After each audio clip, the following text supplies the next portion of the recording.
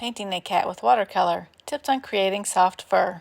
Transparent yellow, potter's pink, raw sienna, burnt sienna, raw umber, indigo, ultramarine blue, and a white gel pen were used to create this adorable kitty. See shorts on how to get started and how to paint the eyes. The cat was started on damp paper, making soft fur, mapping out where the colors went.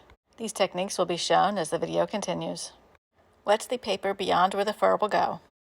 Let the water soak into the paper until the shine starts to disappear. While the paper is wet, paint some different brown colors. I want to keep the top edge soft, so I dab in some paint, letting it diffuse upward into the wet area, making a nice soft furry edge. The yellowish fur was made with transparent yellow and potter's pink. Potter's pink granulates and makes nice texture in the thick fur. I am painting on hot-pressed watercolor paper. I've listed the supplies used in the description. With some thicker paint, more definition can be seen, while still creating soft fur.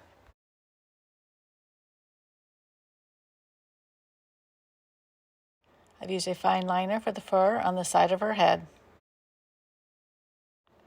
I re-wet her head and then dropped in some more warm gray made out of burnt sienna and ultramarine blue. As the paper dries a little, I drop in some thicker paint for more defined areas.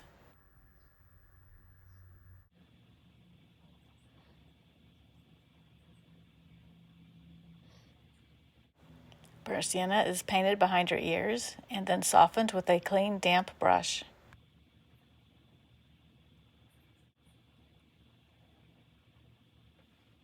Once the paper has dried, some face fur details are painted with the fine liner using some small strokes. Long, wispy ear fur is painted with curved strokes. An oval wash brush is used to paint the cat tree she's laying on by first getting it wet and then painting some potter's pink and transparent yellow. The edge of the brush can paint straight lines, and the tip can paint some details. The soft underfur is painted on the wet paper, being careful to negatively paint around the white fur area of her chin. The base of the whiskers are dotted on in curved lines on just damp paper, so they blend out a little. They were also softened after they were applied with a damp brush. The paw is painted while keeping some long white fur from the chin. Additional white fur is reclaimed with a stiff nylon brush and a paper towel. Additional potter's pink and transparent yellow is painted underneath the eye, and then the bottom edge was softened with a damp brush. The short fur on her face is painted with a 000 brush. Once dry, clear water is painted over it to slightly soften it. On dry paper, a small brush is used to better define her nose and ears. An additional glaze is painted to enhance the color and better define the face. It is then softened with water. The line leading from her eye is soft on the longer fur, so it is first painted with water and then with some thicker paint. A reservoir liner is used to paint some more details. This brush has a fine point but a larger belly, allowing it to hold more paint and water, so you can paint more strokes before needing to refill it. More potter's pink is added to her nose.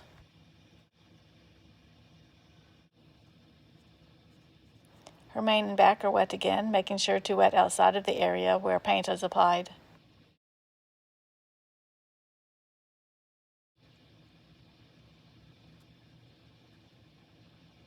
Additional fur marks are made with the reservoir liner, being careful to watch which way the fur grows.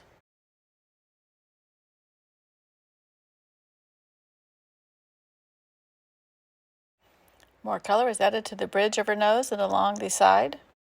Tips for painting the soft fur include starting out painting on wet paper, paint on damp paper with thicker paint, and the colors will still diffuse. When painting on dry paper, soften with a damp brush. If the small fur detail seems too stark, it can be glazed over with another color or with plain water. The long whiskers were drawn with a gel pen. The background was painted with transparent yellow and potter's pink. A white mat always adds a finished look.